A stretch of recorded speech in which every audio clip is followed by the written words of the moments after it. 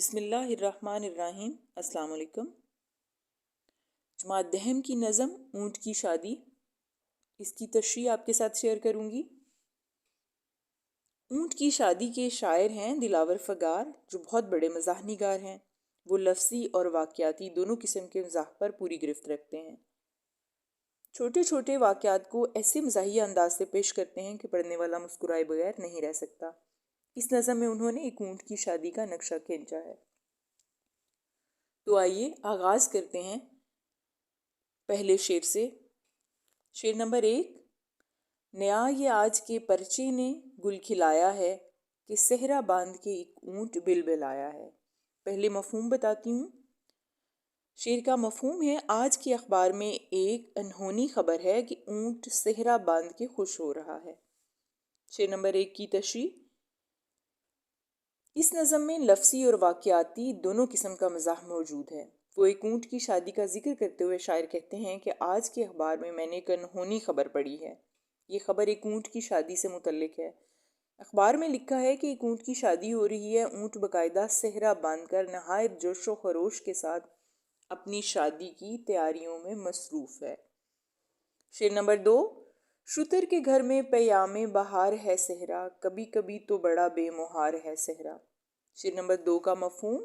اونٹ کے گھر میں بہار کا پیغام آیا ہے، لیکن اونٹ کبھی کبھی قابو سے باہر بھی ہو جاتا ہے۔ مفہوم۔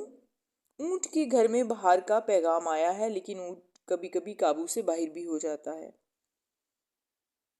شعر نمبر 2 کی تشریح۔ اونٹ اپنی شادی سے بہت خوش ہے۔ یہ شادی اس کے لیے خوشیوں کا پیغام لے کر آئی ہے۔ ہر طرف خوشی کے شادیانے بج رہے ہیں، بہار ہی بہار ہے، لیکن کہتے ہیں کہ اونٹ کی کوئی کل سیدھی نہیں۔ کبھی کبھی یہ اونٹ قابو سے باہر بھی ہو جاتا ہے۔ یہاں دلاور فگار نے لفظ مہار کو بڑی خوبصورتی سے بیان کیا ہے۔ مہار اس رسی کو کہتے ہیں جسے اونٹ کی ناک میں ڈال کر اسے قابو میں کیا جاتا ہے۔ شاعر کہتا ہے کہ کبھی کبھی اونٹ اس رسی کو تڑوا لیتا ہے۔ شعر نمبر 3۔ میرے بننے کو مبارک یہ خوشگوار گھڑی کہ سر کا درد بڑھا ناک میں نکیل پڑی۔ شعر نمبر 3 کا مفہوم ہے، میرے دلہے کو یہ خوشیوں بھری گھڑی مبارک ہو کہ اس کے ناک میں نکیل پڑ گئی ہے، لیکن اس سے درد سر میں اضافہ ہوا ہے۔ شعر نمبر 3 کی تشریح۔ شاعر کہتے ہیں، میرے دلہے یعنی اونٹ کو اس کی شادی مبارک ہو، اس کی آوارگی کے دن ختم ہو گئے ہیں، اس کو قابو میں کر لیا گیا ہے، ان باتوں سے اس کے سر کے درد میں اضافہ ہو گیا ہے۔ آہستہ آہستہ یہ درد پہلے سے کئی گنا بڑھ جائے گا۔ اب اونٹ اپنی مرضی سے کوئی کام نہیں کر سکتا۔ اصل میں یہ پوری نظم ہی ایک تمثیلی نظم ہے۔ دلاور فگار اس بات کی طرف اشارہ کر رہے ہیں کہ شادی سے انسان قابو میں آ جاتا ہے، اس کی اپنی مرضی کے ساتھ دوسروں کی مرضی بھی شامل ہو جاتی ہے۔ یہاں ناک میں نکیل ڈالنے سے مراد اونٹ کا قابو میں آ جانا ہے۔ شعر نمبر 4۔ سمجھ لیا تھا جسے جانور سواری کا، وہ اونٹ بوجھ اٹھائے گا ذمہ داری کا۔ شعر نمبر 4 کا مفہوم ہے، جس جانور کو ہم سواری کا جانور سمجھ رہے تھے، وہ اونٹ اب ذمہ داری کا بوجھ اٹھائے گا۔ شعر نمبر 4 کی تشریح۔ اونٹ سواری کا جانور ہے، اس کے علاوہ یہ بوجھ اٹھانے کے کام آتا ہے۔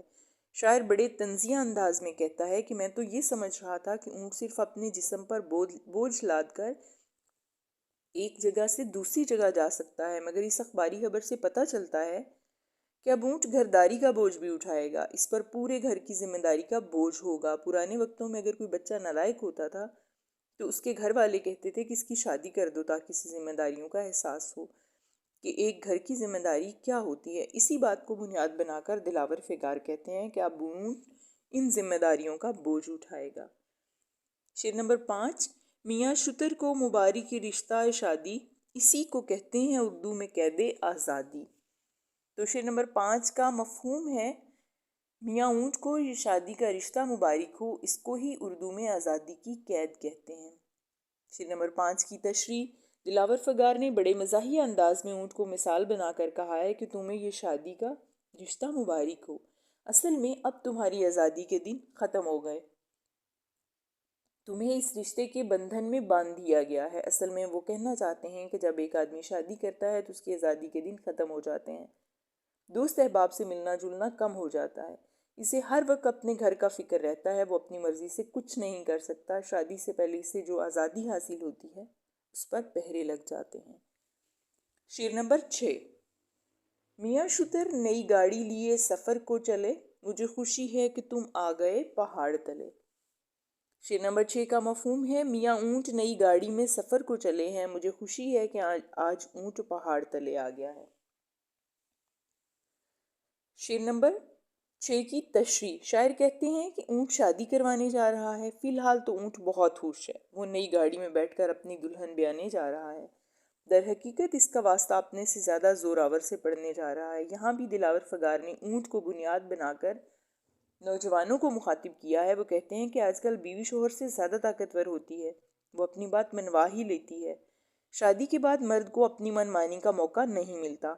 असल में तो शादी दो ख़ानदानों का मिलाप है। आपस में एक दूसरे की बात मानने से ही ये बंधन मजबूती से बंधा रहता है। वो तमसीली अंदाज में कहते हैं कि ऊँट पहले अपनी मनमानी करता था, मगर अब उसे बीवी का पाबंद होना पड़ेगा। अब उसे पता चलेगा कि कोई मुझसे भी ज़्यादा ताकतवर है। शेर नंबर 7। मुझे ब्याह की तस्वीर भेज दें झटपट, ये देखना है कि बैठे हैं आप किस करवट। शेर नंबर 7 का मफहूम, मुझे इस शादी की तस्वीर जल्द अज जल्द भेज दें ताकि मैं देखूं कि इस शादी का क्या अंजाम हुआ है। शेर नंबर 7 की तशरीह। आखिर में दिलावर फिगार कहती हैं कि आज से पहले कभी ऐसी अनहोनी बात नहीं हुई कि किसी ऊँट की शादी हुई हो, इसलिए मैं चाहता हूँ कि मुझे इस शादी से पूरी तरह वाकफियत हो। मुझे इस शादी के मौका पर ली गई ऊँट की तस्वीर भेज दी जाए ताकि मैं देखूं कि ऊँट की शादी किस अंजाम से दो चार हुई है। यहाँ दिलावर फगार ने मुहावरे को बड़ी खूबसूरती से इस्तेमाल किया है। मुहावरा है, देखिए ऊँट किस करवट बैठता है। इस मुहावरे का मफहूम ये है कि अब पता चलेगा कि इस मामले का क्या अंजाम होता है। ऐसा मामला जिसके अंजाम का पता ना हो बल्कि उसके बारे में सिर्फ क्यास ही किया जा सकता हो।